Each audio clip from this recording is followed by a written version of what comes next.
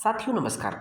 आज हम लोग बात करने वाले हैं चरक विमान स्थान चैप्टर नंबर 2 अर्थात त्रिविध कुच्छी अध्याय के अंतर्गत पॉइंट नंबर हम लोग देखेंगे सिलेबस में पॉइंट नंबर 7 अर्थात आम दोष का हेतु अर्थात कारण, लिंग अर्थात लक्षण, औषध अर्थात चिकित्सा के बारे में बात करेंगे। तो प्रश्न पूछता है मतलब जो सिलेबस में पॉइंट है हेतु, लिंग, औषध ऑफ आम दोष, है ना। आम दोष का हेतु, लिंग और औषध, इसके बारे में बात करने वाले डिटेल में।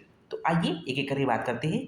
तो आम दोष का हेतु क्या है अर्थात हेतु का मतलब क्या होता है, कारण होता है या निदान होता है। ठीक है, तो आइए देख लेते हैं किन कारणों से आम दोष की उत्पत्ति होती है, आम की उत्पत्ति होती है।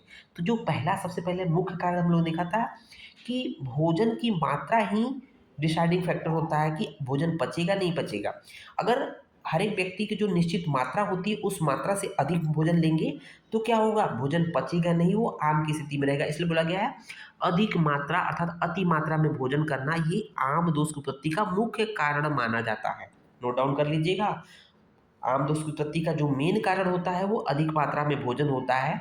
उसकी वजह से क्या हुआ है, जो जठराग्नि होती है मंद हो जाती है। ओके, अन्य कारण देखेंगे, दूसरे अन्य कारण जो होते हैं सेकेंडरी होते हैं। उसमें देखेंगे गुरु भोजन करेंगे, रुच्च भोजन करेंगे, शीत भोजन करेंगे, शुष्क अपवित्र, अप्रिय भोजन। भाई जो मन के लिए प्रिय नहीं है, अप्रिय भोजन कब्ज उत्पन्न करने वाले अर्थात विष्टभ्य भोजन करेंगे, या विदाही भोजन करेंगे, या विरुद्ध अन्नपान का अकाल में सेवन करने से, इस तरह से ये आम दोष की उत्पत्ति होती है।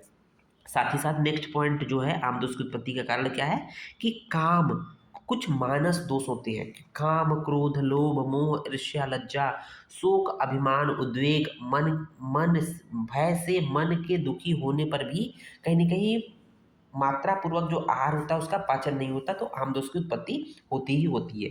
तो ये कुछ पॉइंट थे जो कि आम दोष की उत्पत्ति के हेतु अर्थात कारण थे, निदान थे। ओके, अब सेकेंड पॉइंट देखते हैं इसमें कि आम दोष अगर उत्पन्न हो गया तो उसके कुछ ना कुछ लिंग होंगे अर्थात उसके लक्षण होंगे, रूप होंगे, स्वरूप होंगे। ओके, आम दोष के लिंग, लक्षण या स्वरूप की बात करते हैं। तो यहाँ पर देखेंगे आम दोष हम लोगों ने देखा कि दो प्रकार होता है। जब आम दोष उत्पन्न होता है तो उसकी वजह से दो रोग उत्पन्न होते हैं। कौन कौन से, विसूचिका और अलसक। विसूचिका में हम लोगों ने क्या देखा था, विसूचिका अर्थात जिसमें सुई के चुभोने जैसी पीड़ा होती है, सुश्रुत ने बोला था। चरक ने क्या बोलते हैं, विसूचिका में दोष, जो आम दोष होता है वो प्रवृत्त होता है अर्थात उसका मूवमेंट होता है ऊर्ध्व और अधः मार्ग से, अर्थात ऊर्ध्व और अधः गमन होता है, अर्थात ऊर्ध्व भाग से वमन होने लगेगा, उल्टी होने लगेगा, और अधः भाग से विरेचन अर्थात क्या होगा कि लूज मोशन, अतिसार होने लगेगा। कुछ इस तरह से लक्षण होते हैं।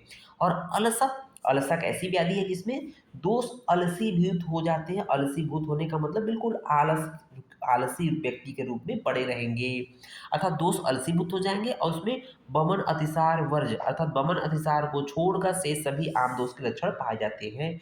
ये तो मोटे मोटे हम लोगों ने यहाँ पहले बात किया था, इसको वजह से शॉर्टकट में बात कर लिया। ओके, और देखेंगे लास्ट में देखेंगे आम दोष का औषध क्या है, मीन्स चिकित्सा क्या है, क्योंकि जब उसके बारे में बात करें तो उसकी शॉर्टकट चिकित्सा भी तो जरूरी है। तो औषध तो मतलब चिकित्सा होता है। तो एक एक करके बात करेंगे। सबसे पहले अल्सर की चिकित्सा देखेंगे।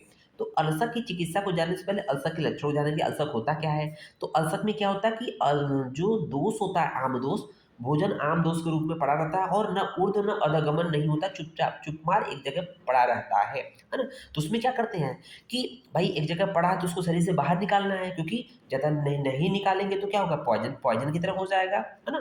तो एक तरह से पॉइजनिंग का काम करेगा। तो देखेंगे सर्वप्रथम सैंधव लवण और गर्म जल पिलाकर वमन कराएंगे। इसलिए अलसक की चिकित्सा में सर्वप्रथम वमन बोला गया है। ध्यान दीजिएगा बच्चों, कैसे वमन कराना है, सैंधव लवण और गर्म जल पिलाकर सर्वप्रथम वमन कराएंगे, क्योंकि जो अमाशय या पेट में या जहाँ कहीं भी आमदोष पड़ा हुआ है उसको नहीं निकालेंगे तो वो एक तरह से आपको पॉइजनिंग का काम करेगा।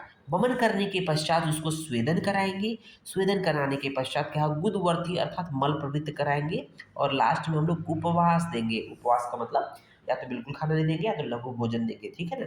ये तो हो गई अल्सर की चिकित्सा, क्लियर कॉन्सेप्ट हो गया होगा। अब देखेंगे विसूचिका। विसूचिका को चिकित्सा जानने से पहले हम लोग को ये जानना है कि विसूचिका में हो क्या रहा था। विसूचिका में जो आम दोष की प्रवृत्ति ऊर्ध्व और अधः हो रही थी, मतलब ऊर्ध्व मार्ग से वमन हो रहा था और वोमिटिंग हो रहा था, अधः मार्ग से डायरिया अर्थात लूज मोशन हो रहा था। ओके, तो इसमें क्या कराएंगे, सर्वप्रथम लंघन कराएंगे। ध्यान दीजिएगा, जो चिकित्सा सूत्र होता है वेरी वेरी इंपॉर्टेंट होता है, बट उसको समझना जरूरी होता है। तो इसलिए विसूचिका की चिकित्सा जो होती है, सर्वप्रथम लंघन कराएंगे और बाद में विरेचन, फिर हो जाने पर पथ्य पथ्य अनुपूर्वी जैसे पेया, विलेपी और आदि क्रम से पिलाएंगे। कहने का मतलब सर्वप्रथम लंघन कराएंगे, उसके पश्चात जो है लंघन कराने के पश्चात अगर जब विरेचन हो गया है उसके बाद पथ्य अनुपूर्वी जैसे पेया, विलेपी आदि जो सीक्वेंस बताया गया है उसको एक सीक्वेंस से हम लोग देंगे। तो उम्मीद है ये पार्ट समझ में आया होगा। धन्यवाद।